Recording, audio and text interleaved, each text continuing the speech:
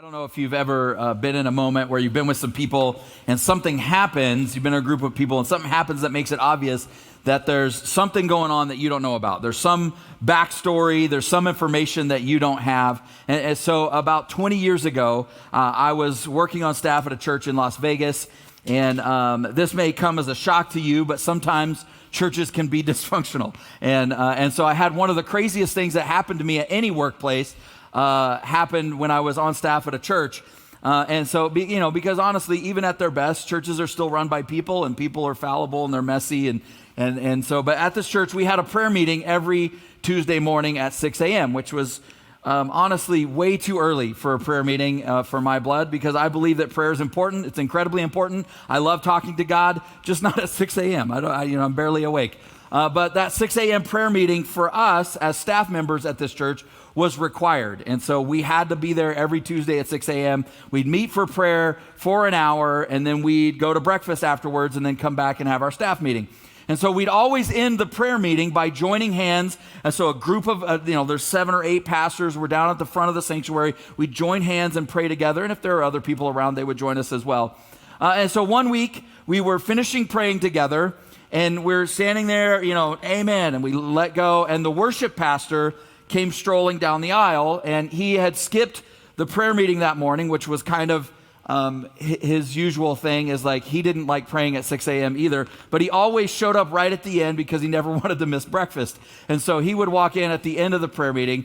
And so per usual, a couple of us started giving him a hard time, and it lasted a couple minutes, and we were just kind of joking. And then out of the blue, he just lost it. He was a big old guy. He was carrying this giant water bottle, and we were in a pretty decent sized auditorium, and he just turned around and just threw this water bottle as hard as he could. It was like a missile, just went straight up the back of hit the doors went open, the water bottle broke open, water went flying everywhere. And then he turned around and started walking towards and yelling and screaming, looking at the children's pastor, cussing him out, saying all kinds of terrible things about his wife and all kinds of crazy things. And we were just like, whoa, what is going on here? Have you ever been around one of those people where when something happens, they go, awkward? And even if it wasn't awkward, now it's awkward because they did that.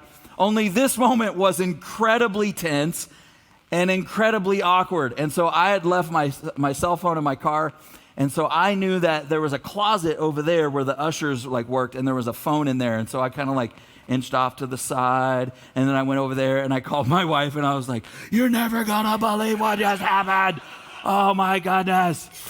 It was crazy. And so, but maybe you've been in a situation like that, or maybe you've been in a moment where you were at a party, or you were just kind of hanging out with friends and everybody's laughing and talking and swapping stories, but then something gets said or some sort of topic comes up in the group, and it gets really uncomfortable all of a sudden, because that part of their story, somebody in the group is shuts down. That part of the story for some reason is just very uncomfortable, and they don't want to talk about it. And you're not sure how or why, but it's obvious that whatever happened around that thing back then for them is still happening right now. They can, that spot, that is still bruised. That's still soft. There's something going on there. Or maybe it wasn't somebody else that happened to. Maybe you've been in that situation where that topic, that thing you just don't want to talk about, that really painful part of your story, it came up and you're just like, dude, no, I'm not talking about that with you.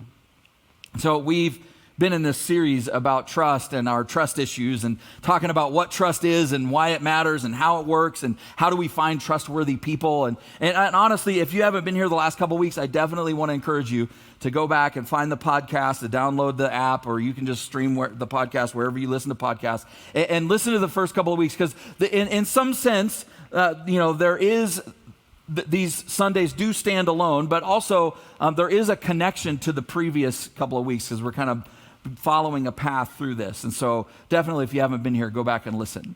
But have you ever known someone who was trustworthy or seemed trustworthy, or maybe even was proven to be trustworthy, but for whatever reason, you still didn't trust them? You still couldn't, something about them, something just fell off. I've had that experience. So in 2007, we moved from where we were living in the North Bay, North San Francisco Bay, and we moved back to the Sacramento area and to start a church. And there was already this pretty large group of people there that were ready to launch the church with us. And so it was kind of a unique situation. And so we were stepping in to take over a group that was already in existence to launch this church.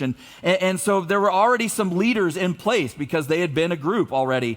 And honestly, they were all amazing people. And one of the primary leaders, though, it was just weird. Like he was a great guy. He was definitely trustworthy. He was a solid leader. But there was just something between he and I. There was just something that just was, I just don't know if I trust him. Now, enough time passed where eventually I realized, like, it's me. Like, I'm the problem here. Like, that guy's totally fine. So what's going on there? Like, what does that mean when you have those moments where you feel like, I don't know why all the arrows point like this is a good person, like they've earned trust, like their track record's good, but I just can't bring myself, I'm just not going to do it. I wonder, as we get started this morning, is it possible that when we face situations where it's difficult to trust somebody, is it possible that the issue is on our end just as often, or maybe even more so, than it is on their end? Of course there's untrustworthy people out there, but what happens when they are trustworthy and you still don't trust them? What then? Like, is it on you? Is it on them? Now, of course, we'd never admit that it's our issue, right? Like, I mean, it's them. They're the problem. They got shady motives. That's what it is. We tell ourselves that something's off about them, right? And then what happens is our confirmation bias kicks in and we start uncovering all the evidence that supports our suspicion of them, and we start looking to justify why they're not trustworthy and why we don't trust them. And when we talk about it out loud and describe it like this, it kind of sounds crazy, right? Because it sounds crazy that we do that, but we've all done it. And we do it for one reason, and one reason primarily, and that is the past. It's our story. It's what we've experienced. We encountered somebody like this. We've been in this situation before. Like something has happened, and our spidey senses are going off.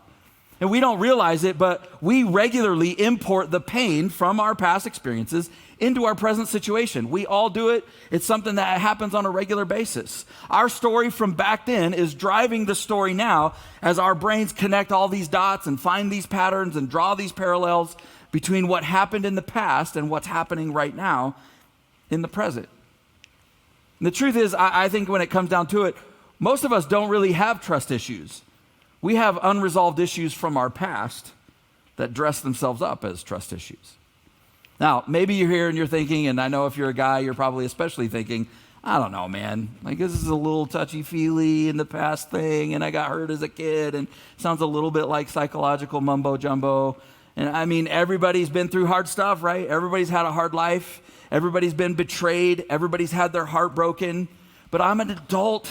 The things I'm doing right now are not about my childhood. That was a long time ago. I got over it. I don't think it ever really affected me. And if it did, it's not affecting me anymore. Like, I'm good. And honestly, if you feel that way, I get it. I do. I really do. So several years ago, our oldest son, Jaron, he was driving and he was going through an intersection. A lady ran a red light through the intersection, and she wasn't going super fast, but she ran right into the back of his vehicle, and she hit his car right on the rear passenger wheel. And overall, the car actually looked great. It looked fine, except for one tiny little problem. Where she hit him, it bent the rear axle. And so we couldn't drive it. So I had it towed to our house, and it sat in our driveway for a long time. And after a year or so of it just sitting there and him not having a car, it got really, really inconvenient. And so I was just like, dude, you should just start driving it. And he was like, what? Like, I thought it wasn't drivable. And I was like, listen, it was a long time ago, and it's had plenty of time to get over it. You can't blame your current car problems on a past accident. That's ridiculous, don't you know? Okay, that last part didn't really happen.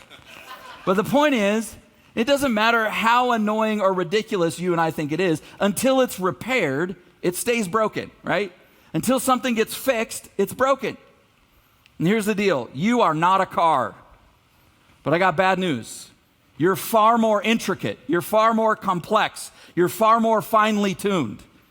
You are resilient and created with an incredible capacity for healing, but you're also far more vulnerable than any machine. What's interesting is that when you begin to read the scriptures, one of the primary conversations that God is having with human beings over and over and over again is about overcoming our past. It's about living fully alive in the moment, in the present where we are, and about moving into the future that he created for us.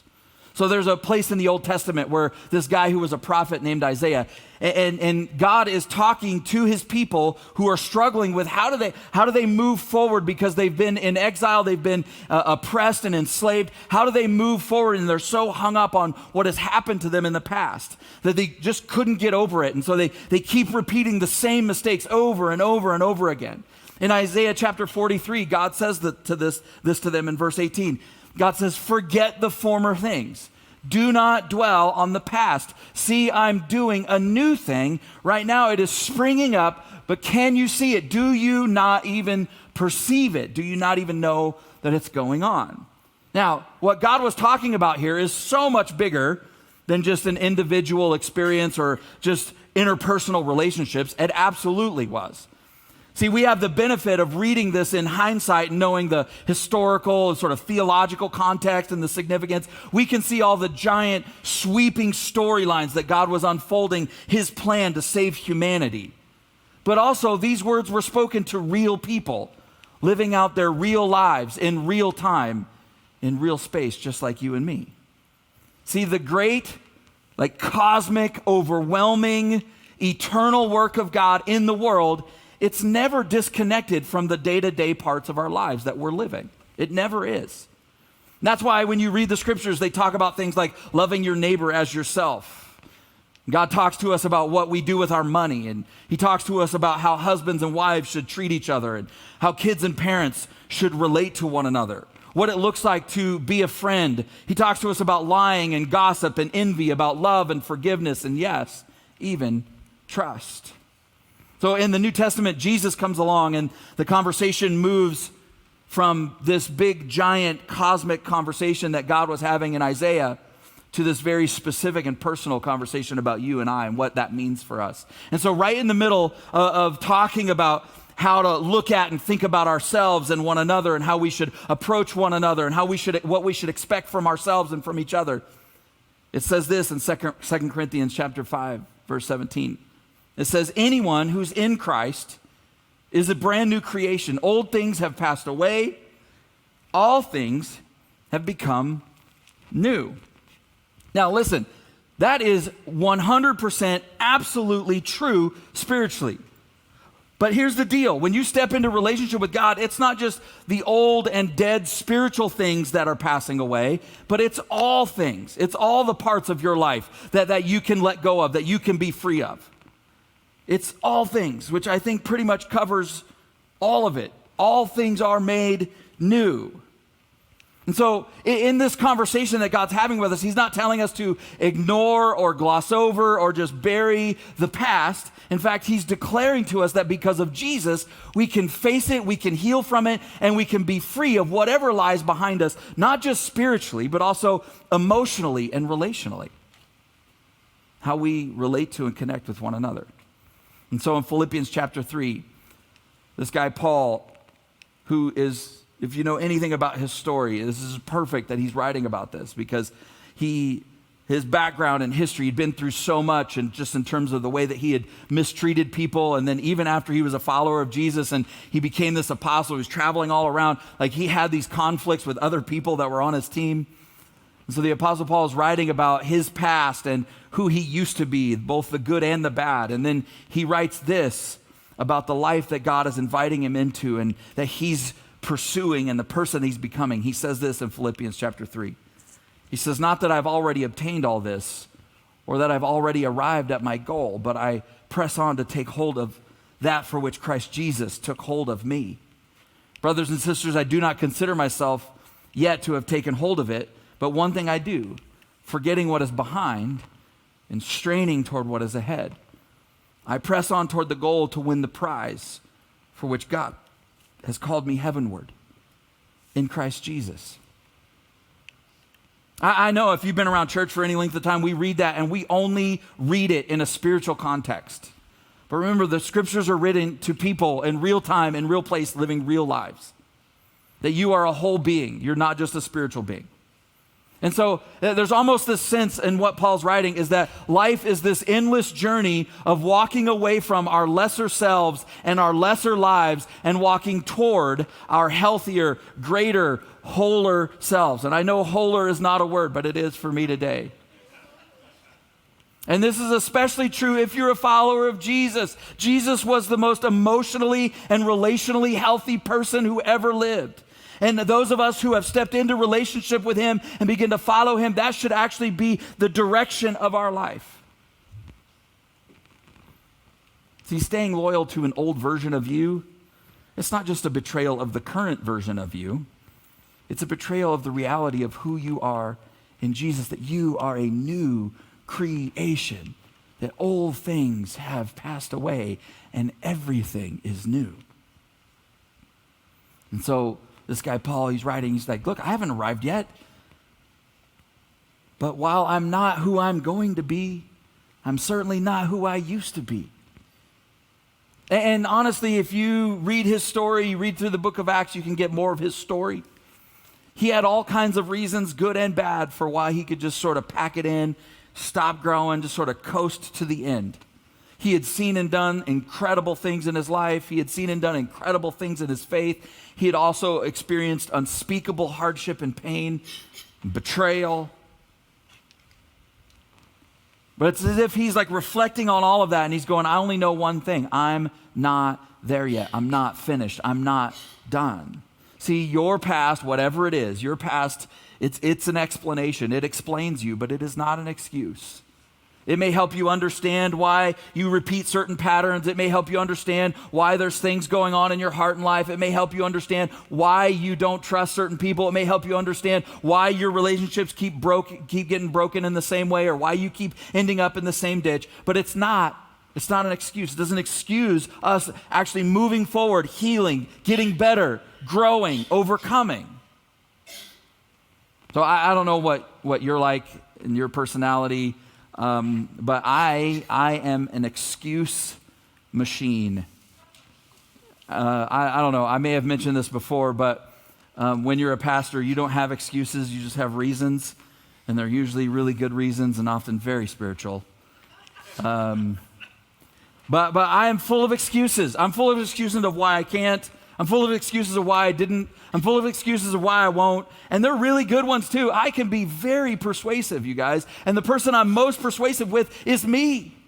And you probably are that way too. Like you can talk you into anything you want to do. Or don't want to do. You certainly can talk yourself out of things you don't want to do.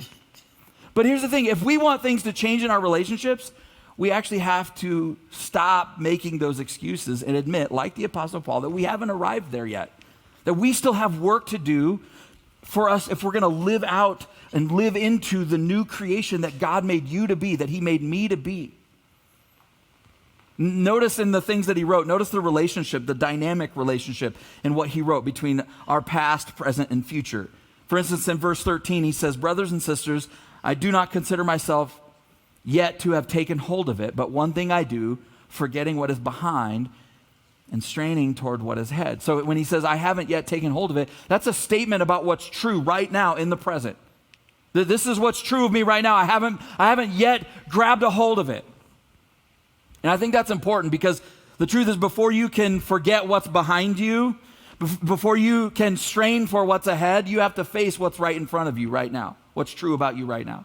Because it's only when we admit that like we actually have a lot of unforgiveness in our heart towards that person. It's only when we admit that our finances are a mess because of our choices, not because life was, it just happened to us. It's only when we admit that there's not very much faith in our life of faith. It's only when we admit that it's not that every person that we meet is untrustworthy, it's that it's us that's getting in the way. It's only when we admit those things that are true about us right now that we can start seeing all of the things that we thought were behind us, that we thought we let go of, that we've just dragged with us into the current moment. It's only then that we can see that we've been letting those things instead of God and what's true about God and what he's done in our life set the agenda for our lives and our relationships. This is huge. This is huge. I don't want you to miss this, because no matter how spiritual you are, no matter how much you love Jesus, no matter how long you've been a Christian, all of us human beings, we all work the same way. Our thoughts and emotions become moods. Our moods become a temperament. Our temperaments become personalities.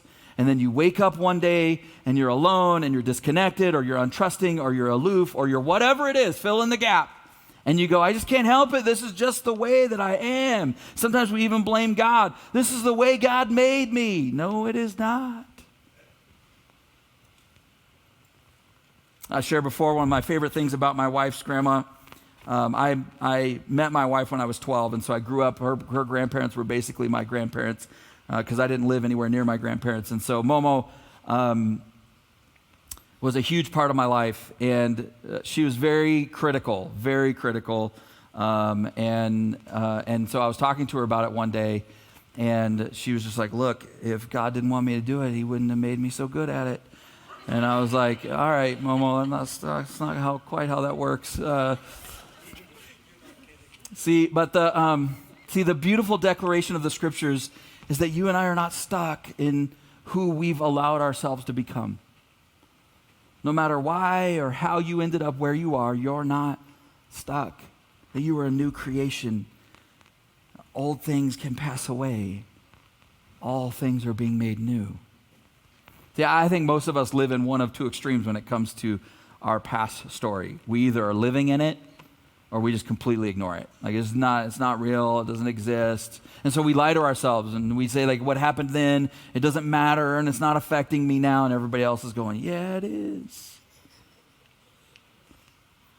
But see, when we don't process our past, it always has a way of showing up in our present, which is a problem, because the present will one day be the past and will show up in our future. In other words, if we don't address it, our past dictates our future. By the way, when we read that verse 13, did you catch how he began? He said, brothers and sisters. It's not incidental. See, nothing about life is a solo run, including all of the nitty-gritty stuff of you dealing with all the junk from your life and you learning how to trust and you dealing with that stuff. You becoming emotionally healthy. And then he ends verse 13 talking about the future, and he uses the phrase straining towards what's ahead. And so my question for you this morning is, like, what future are you straining toward? In your life, in your faith, in your character, in your family, in your relationships. The future relationship that you even have with yourself. What future are you straining towards? Who is painting the picture of what's ahead for you in your life? So in Luke chapter 8, there's this amazing story where Jesus miraculously heals a guy. And it, as you can imagine, it totally and completely changes his present reality and certainly what was true and going to happen in his future. But then Jesus essentially tells the guy to go back to where he's from and to go work through his past. The story's found in Luke chapter 8. This is a little bit of the story. We can't read it all, but I want to give you bits and pieces. So verse 26, it says this. It says, so they, speaking of Jesus and his disciples, they arrived in the region of the Gerasenes across the lake from Galilee. And as Jesus was climbing out of the boat, a man who was possessed by demons came out to meet him. For a long time, he had been homeless and naked, living in the tombs outside of town. Now, this is quite the welcome wagon, quite the first impression, right? Jesus and his disciples, they're traveling to this area for the first time. They're visiting this town for the first time. And as they're getting out of the boat, they're greeted by a crazy, angry, cursing, naked, demon-possessed guy. If you're from California, that's called a trip to the gas station, all right? But instead of avoiding him, Jesus moves towards him and actually heals him. And after Jesus has this exchange and heals him, Luke tells us this happened in verse 35. It says, people rushed out to see what had happened. I mean, you can imagine, this guy's been around in your community and hanging around, and then all of a sudden something changes, and says this crowd soon gathered around Jesus, and they saw the man who had been freed from the demons, and he was sitting at Jesus' feet, fully clothed and perfectly sane, and they were all afraid. Now, I want you to see there are some incredible, powerful, earth-shattering, life-changing spiritual truths and realities to this story. And part of it is like, no matter how dark or destructive that your life gets, Jesus can heal you and set you free. That no matter like whether everyone else may be avoiding you, but Jesus will move towards you and embrace you. That your past and your story may be defined by pain and struggle and brokenness and tragedy and maybe even evil and demons, but they're no match for the power and the love of Jesus. That you may be rejected and outcast, living in a cave, but God can still find you and will still find you. That's all true. But I want you to think about this story from like the human side of it, from the emotional sort of relational side of it for a moment. Think about the human dynamics and the human realities of the story. How did this guy get like this? We don't know. It doesn't tell us. What happened to him? Did he do this to himself, or was something done to him?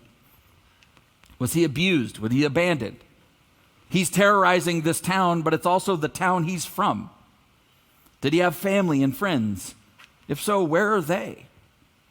What have they been going through all this time? What was it like for them facing their neighbors and the people that they lived next to and lived around when their son or their father or their brother is that guy running around terrorizing everybody?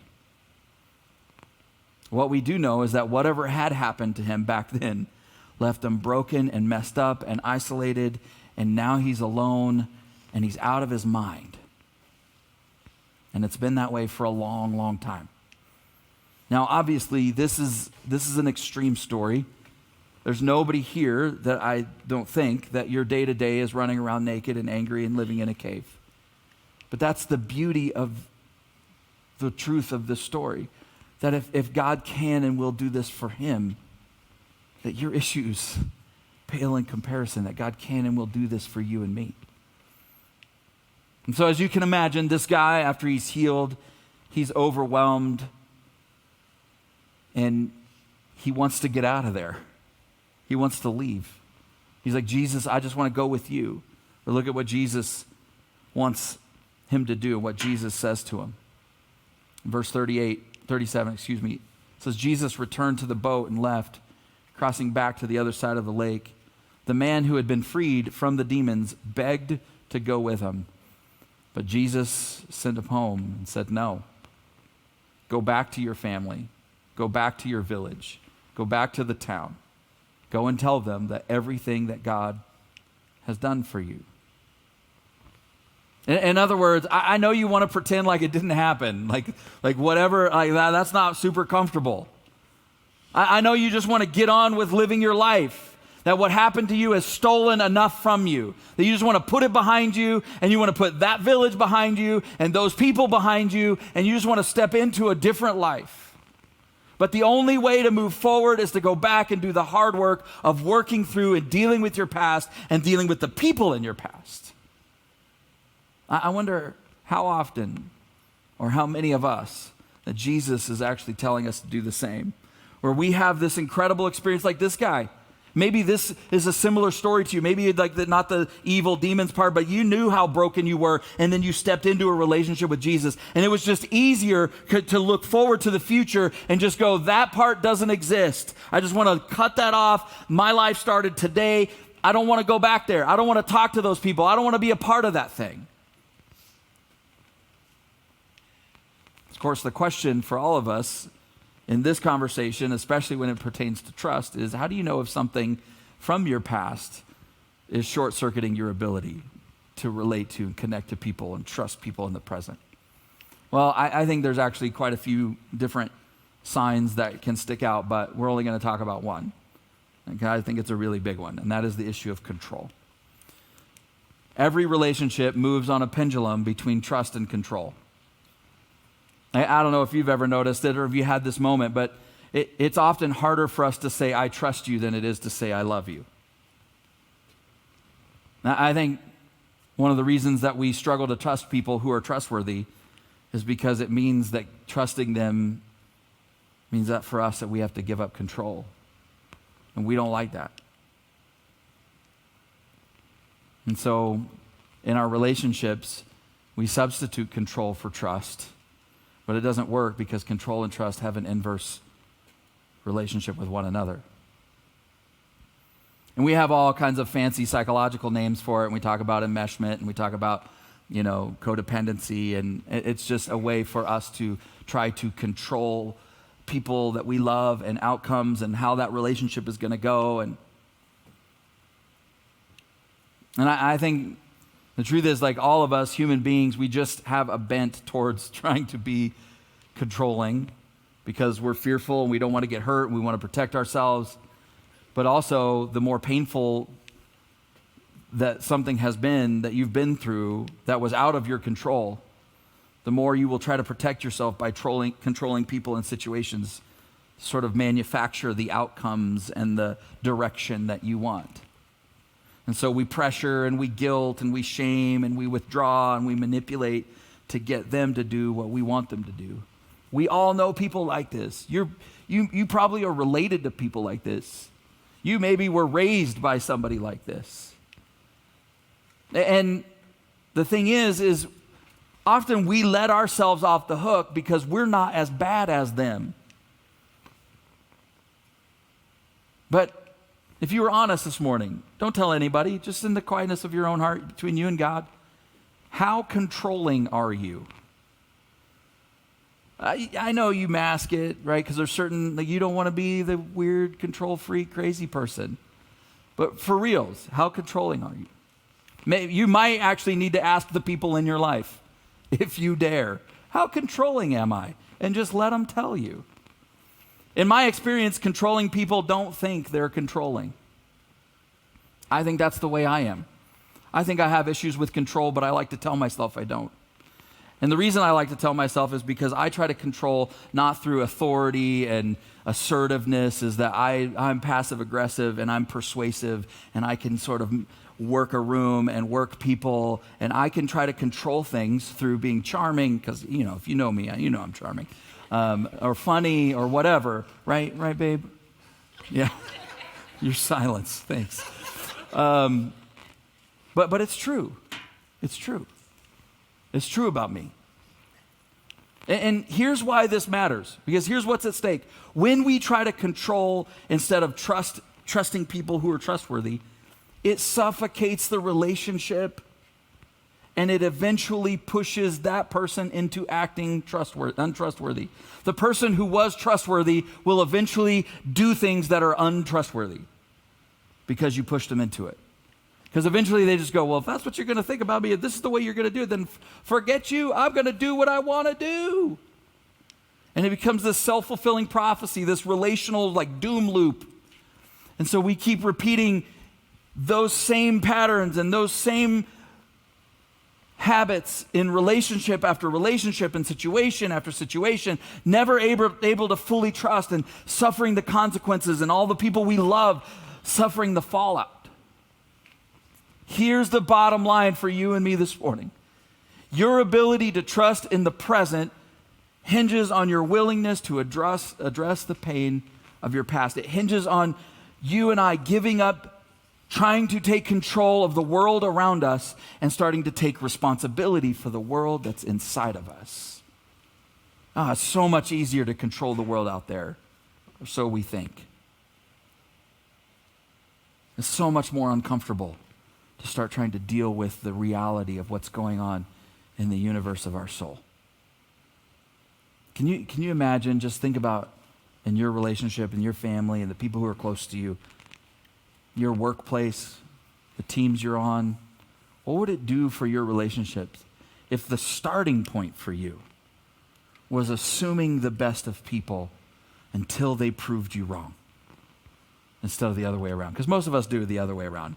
I'm going to assume you're probably not trustworthy until you prove it.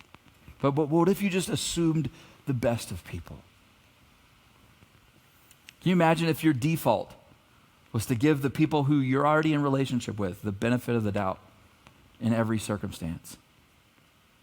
I know for some of us, you're probably having a visceral reaction to that. That sounds like the stupidest, scariest, most ridiculous idea ever. And the reason you think that is because you have the experiences to prove that that is a stupid, scary, ridiculous idea.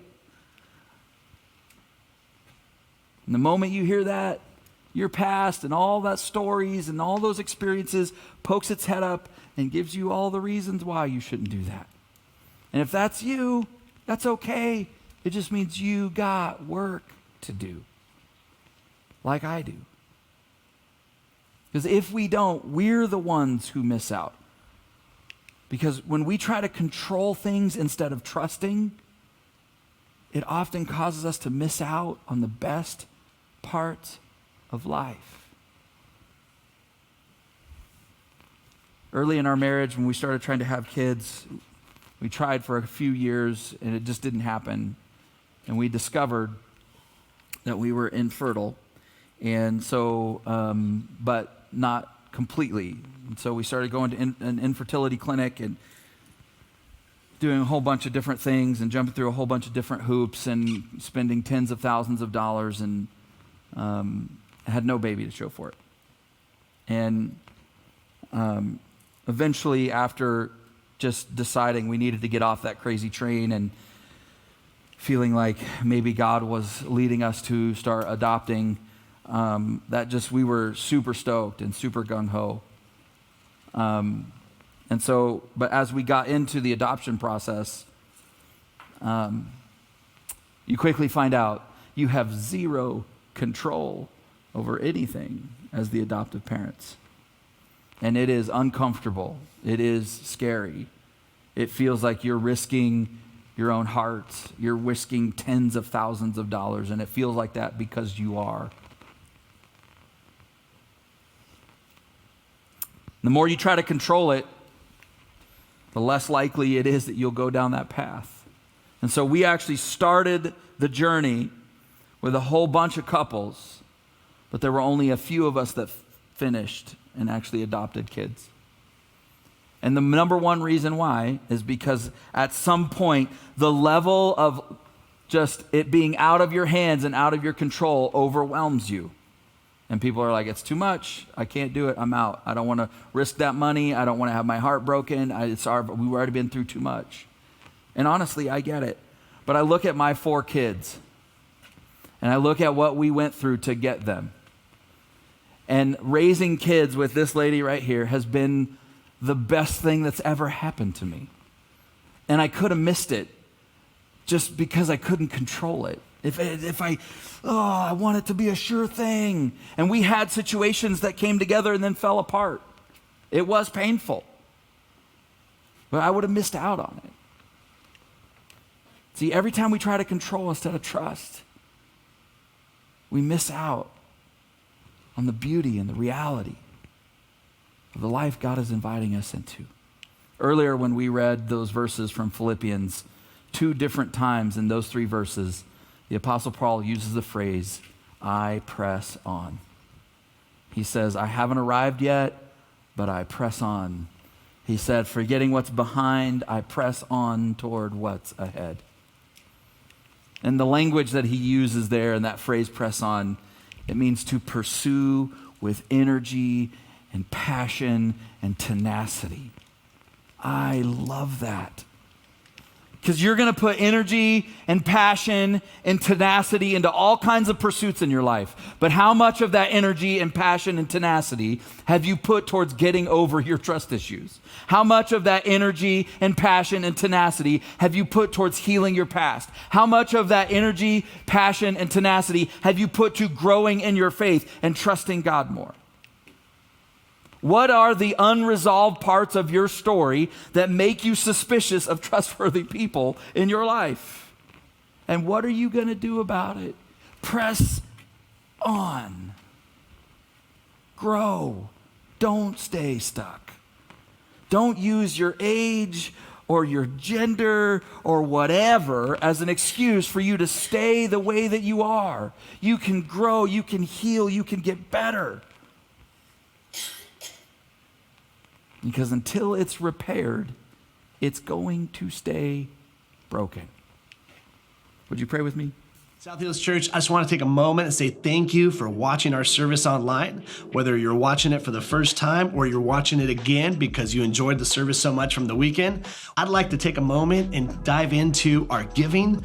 Every week we give people the opportunity to give back and give to the local church so that God can continue to bless your lives and bless your finances. Here at South Hills, we believe that everything comes from God. We believe that He's the one that chose us and brought us into this world, gave us our gifts and talents and abilities. And I just want you to know that when we give, we are giving back what God has already given to us. If you've ever seen any of our envelopes at a South Hills campus, you'll see on there that it says, every week at South Hills, your generosity is giving people the opportunity to live a better story. And there's a scripture on there in Matthew chapter 6, verse 21 that says, where your treasure is, there your heart will be also. So I want to encourage you today to click down below and set up your giving, whether it's for the first time or whether you're doing reoccurring giving. We have 4 ways to give here at South Hills. 1, you can do it in person at any of our campuses through an envelope. Or 2, you can actually text any amount that you would like to 84321. And the 3rd way is to download our Church Center app. I encourage you to do this one because the Church Center app gives you opportunity to stay connected with our church and your campuses. It's a great tool and resource for you to know what's going on. And the 4th way to give is to give online. You can go to southhills.org/give and you can set up your giving there. Whether you're a guest of our church or whether you are a member of our church, or whether you simply just like to watch our services, I encourage you to trust God with your finances so that He can bless and anoint your finances, and you can be trusting God in this journey of living life to the fullest. I love you, and thank you for watching our online service today.